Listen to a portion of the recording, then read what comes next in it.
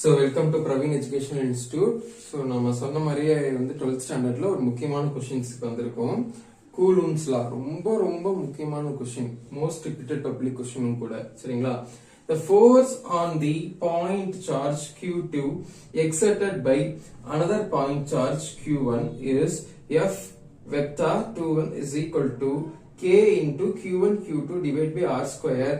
அடுத்து R12 unit வெக்டார்னு கொடுத்திருக்காங்க. இதோட அர்த்தம் என்ன அப்படின்னா, கூலும்ஸ் லா அப்படிங்கிறது வந்து ஒன்னும் இல்ல, ரெண்டு சார்ஜ் Q1 Q2 அது ரெண்டுக்கும் டிஸ்டன்ஸ் Rன்னு வச்சுக்கோங்க, சர்டன் டிஸ்டன்ஸ் Rன்னு வச்சுக்கலாம். இதோட ஃபோர்ஸ் நம்ம கண்டுபிடிக்கணும். அது எப்படி கண்டுபிடிக்க போறோம் அப்படின்னா, இப்ப இங்க இருந்து வரக்கூடிய ஃபோர்ஸ் F21 வச்சுக்கிறோம், அது வெக்டார் ஃபார்மேட்ல இருக்குது.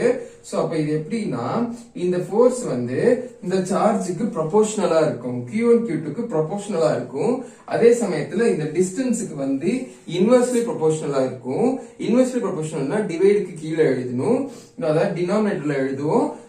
டைரக்ட்லி ப்ரொபோர்ஷனல்னா மேல எழுதுவோம், நியூமரேட்டர்ல எழுதுவோம்.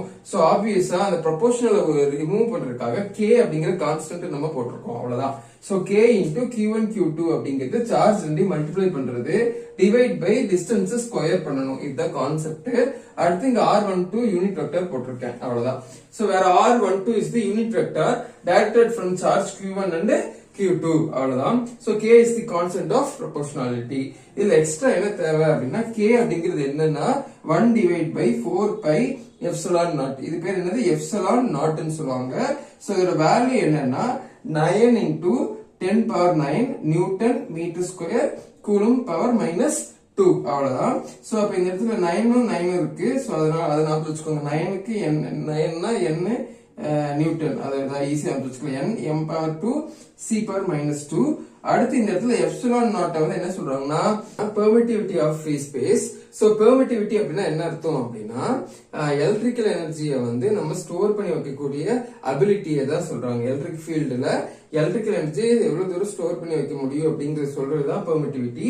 அந்த எப்சிலான் நாட்டோட வேல்யூ வந்து 1/4 pi k. சோ ஒன்னும் இல்ல, சிம்பிள். இந்த எப்சிலான் நாட் வந்து மேல போயிடும், எப்சிலான் நாட் மேல போயிடும், k வந்து கீழே வந்துரும். சோ அப்ப இதோட யூனிட் அப்படியே என்ன ஆயிடும்னா ஆப்போசிட்டா வரும், which means n power 1 வந்து n power minus 1 வரும், c power minus 2 வந்து c power 2 வரும், அடுத்து m square வந்து m power minus 2 வரும், அவ்வளவுதான். இந்த வேல்யூ நீங்க மெமரைஸ் பண்ணிக்கோங்க, 8.85 into 10 power minus 12 அப்படிங்கிறது. இந்த இடத்துல என்ன வருது, 9 into 10 power 9 nm power 2 c power minus 2. மீண்டும் ஒரு முக்கியமான வீடியோவில் சந்திப்போம். நன்றி, வணக்கம்.